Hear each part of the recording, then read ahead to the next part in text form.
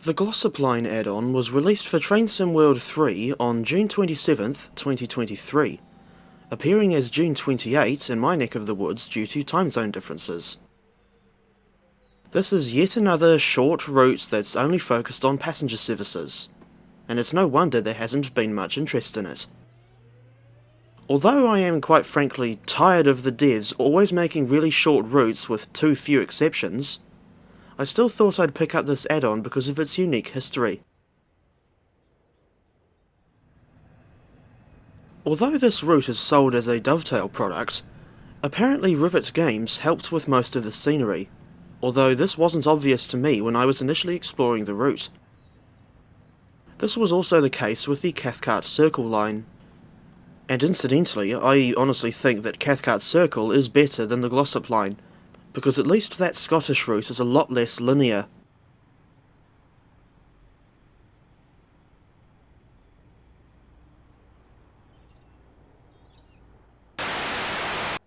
Starting off with the price.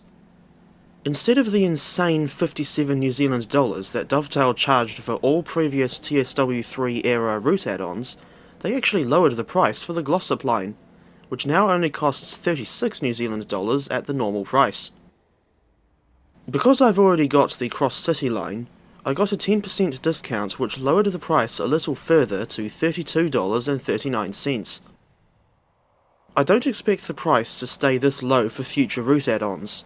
After all, Dovetail can be rather greedy, but it makes sense to do so here because of just how short the Glossop line is.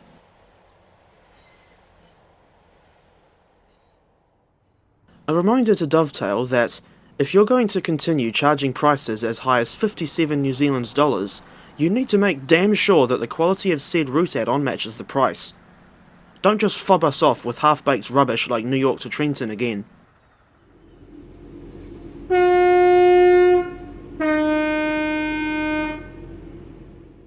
You don't get a whole lot of stuff with this add-on. Only the commuter line from Manchester Piccadilly to Glossop and Hadfield, set in the modern day. It's only 14 miles long, but at the very least, it is a complete end-to-end route. Only one train is included, in the form of the Class 323. This is the same electric multiple unit that comes with the Cross City line, just in a different livery this time. Northern instead of West Midlands Railway. At the very least, the unit still looks good and still has the iconic motor sound, although I can't help thinking that the recording is a little too quiet.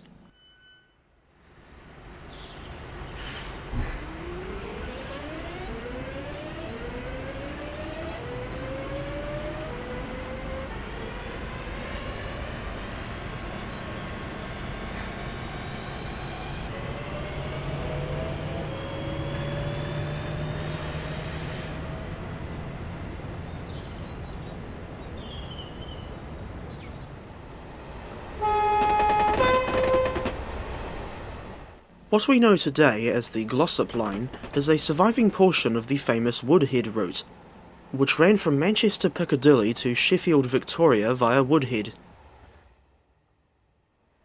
A plan to electrify the line at 1500 volts DC had started in the late 1930s, but it wasn't until 1954 when electric locomotives finally started running over this route. The surviving section to Hadfield was converted to 25 kV AC in December 1984, and the old Class 506 EMUs were finally retired.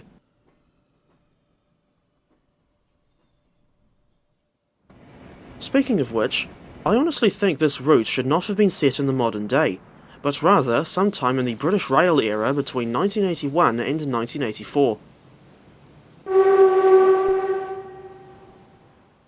Dovetail could still have just done Manchester to Glossop and Hadfield while including the Class 506. Although I don't know why these units kept running for a few more years after most of the Woodhead line was closed.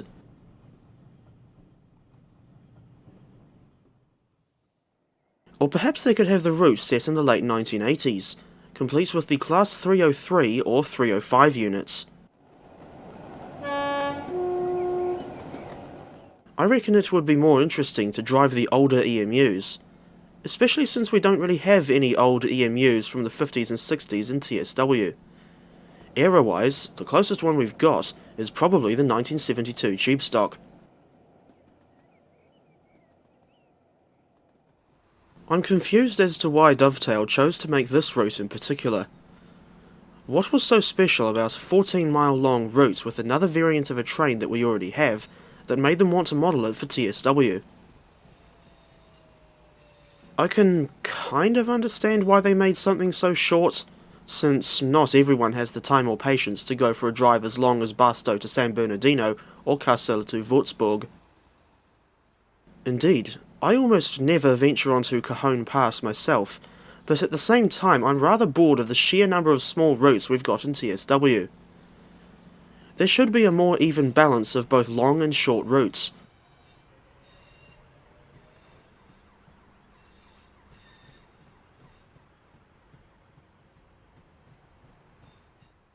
And as I've often said, the problem with these routes is that they get boring really quickly because there isn't a whole lot you can do.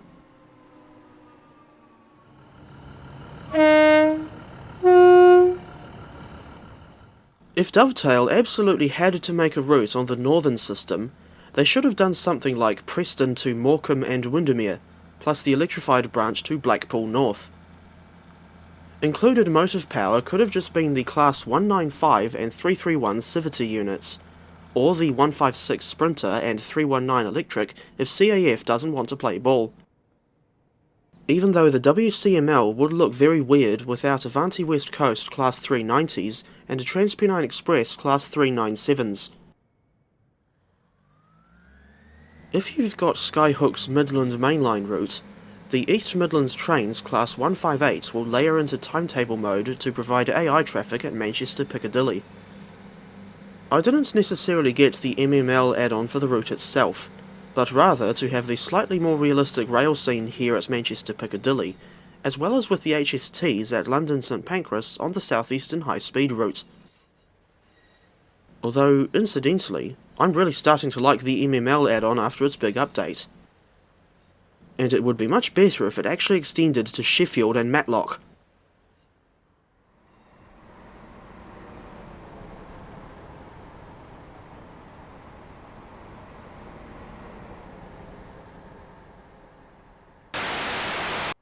The stations are all very well modelled, and are more or less exact recreations of their real-life counterparts. Or at least, some of them are. I mean, for some reason, they didn't bother modelling an exit at Hyde North, and I wonder how they could have missed something like that off. Manchester Piccadilly is one of the better looking stations, in my opinion, with the overall roof reminding me of London Paddington, but for some reason, Dovetail did not model the concourse at Piccadilly Station. There's an interesting mix of old and slightly more modern stations throughout the line, and I'll be discussing 4 of them shortly.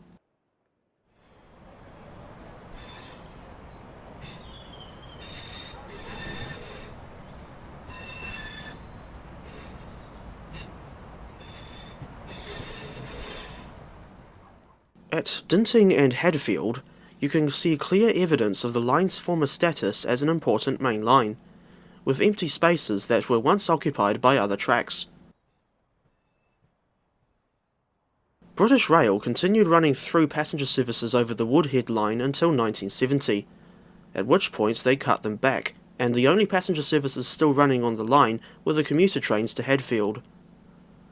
Speaking of which, pulling into Hadfield is kind of sad when you know what lies beyond, referring to the reservoirs near Crowden and Torside, as well as the Woodhead Tunnel and the long-gone Wath Marshalling Yard. There used to be a large freight yard at Mottram, located between Dinting and Broadbottom, but that's now long gone as well. Hyde North is an unusual station, in the sense that it's located immediately east of Hyde Junction, but there are no platforms for the electric trains, which call it the nearby Newton for Hyde instead.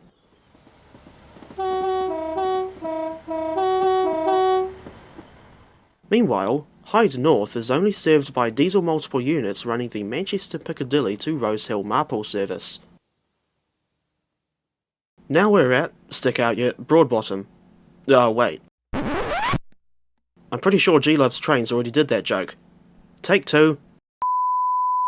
Broadbottom Station originally opened in 1842, but I thought the current station building looks a fair bit younger than that. I like how you can go inside the building and see the ticket office. Or at least, what I think is the ticket office. Either way, it's a small but much appreciated addition to the immersion.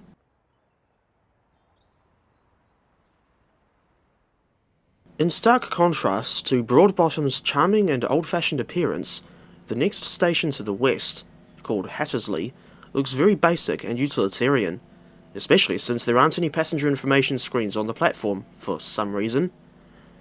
This is a much later addition to the line, only opening in 1978 to serve a nearby housing estate. If we go back to Train Simulator again, we can see just how out of place the Class 506 looks at a comparatively modern station.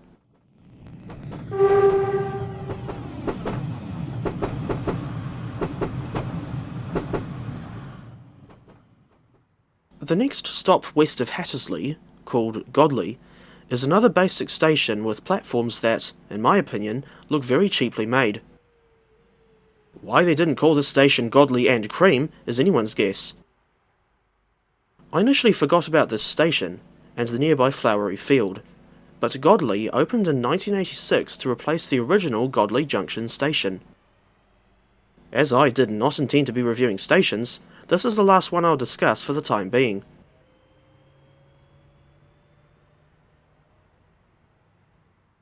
My initial impression of the grass and tree detail was unexpectedly positive, and while I think it generally looks good close to the track, it doesn't hold a candle to the Dovetail. But the Glossop Line's scenery is not perfect, as indicated by the flat and undetailed grass texture, along with the usual copy-pasted building assets visible from the overbridge at Ashbury's. Looking at timetable mode, I saw that there are 76 playable services for the Class 323, but most of them are split into 2 or 3 parts. Besides the regular passenger services, you can also do empty stock workings to and from Ardwick Depot, although I thought that the Trans Pennine Express Class 185s were the ones based at Ardwick, while the 323s were based at Longsight.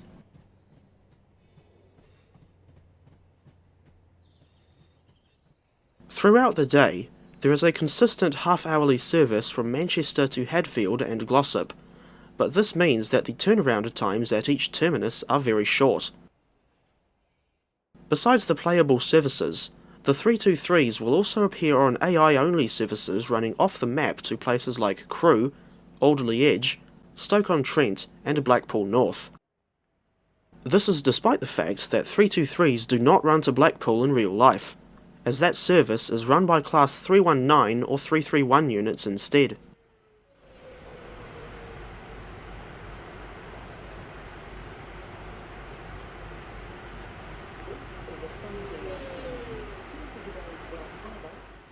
Although it's somewhat pointless, you can walk over to and explore platforms 13 and 14 at Manchester Piccadilly. In real life, this side of the station was, and probably still is, infamous for its severe congestion, caused by the sheer number of trains that are often crammed onto the so-called Castlefield corridor down through Manchester Oxford Road and Deansgate. Apparently there was a proposal to build 2 new platforms for this side of the station, numbers 15 and 16, but that still hasn't come to fruition. You also get 6 scenarios with this add-on, and the concepts behind 3 of them are unexpectedly creative, especially when compared to the often mediocre stuff I've seen in previous add-ons. The first scenario I tried, called Waterworks, involves speaking to a member of station staff at Manchester Piccadilly before heading up the line and dealing with a temporary 20-mile-per-hour speed restriction for a flooding incident at Fairfield. After passing the burst water pipe, it's a straightforward run for the rest of the journey to Glossop. The Gossip Line scenario has a decent concept, but somewhat underwhelming execution. It starts with the camera placed on a car arriving at Hadfield, and then you teleport onto the platform. After that rather unusual start, you then have to drive a Class 323 back to Manchester while stopping at various places to get pictures for a photography competition, all while trying to run a normal passenger service. I don't really understand the point of this scenario. The most disappointing part of this add-on is the scenario called On Guard, in which you get to play as a guard on a short run from Guide Bridge to Manchester Piccadilly.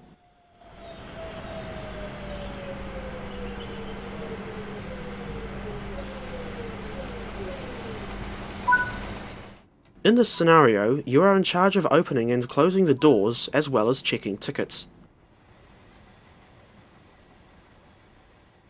But here's the bit where it all comes crashing down, as the scenario is very, very short, only taking 18 or 20 minutes to complete.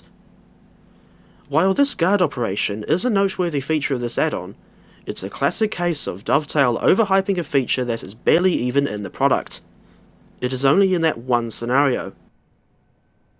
In timetable mode, you're still doing the same unrealistic driver-only operation that you've done on all the previous routes with passenger services, regardless of whether or not those lines use driver-only operation in real life.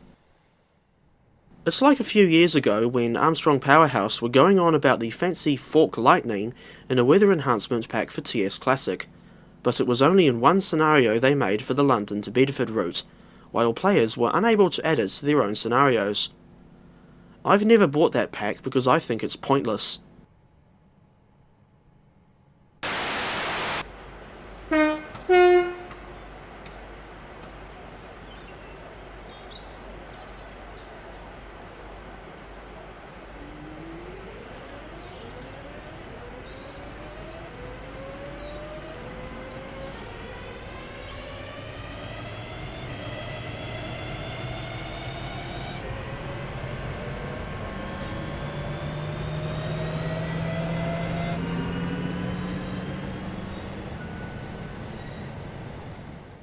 For the most part, I still enjoy driving the Class 323, and that's not just because of the iconic motor sound. I don't know how accurate the physics are, but the acceleration, braking, and even moonlight feels right. One issue I do have is with the oversensitive throttle lever.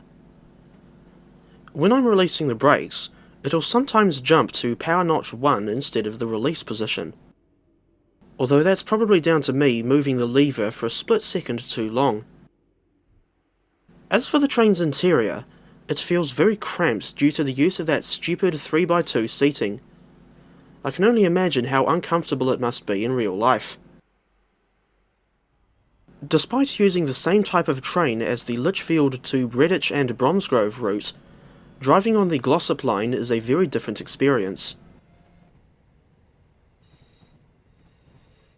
The stations are generally closer together than those on the Cross-City line, until you get past Broadbottom, but the maximum line speed is only 60 miles per hour, well below the 323's top speed of 90 miles per hour.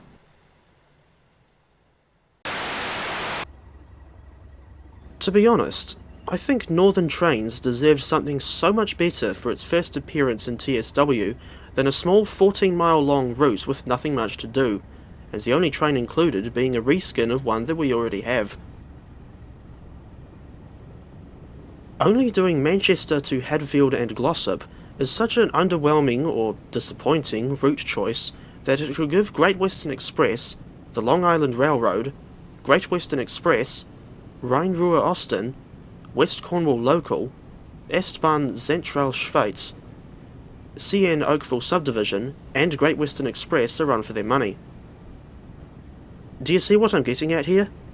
Or, as hunters and collectors would say, do you see what I see?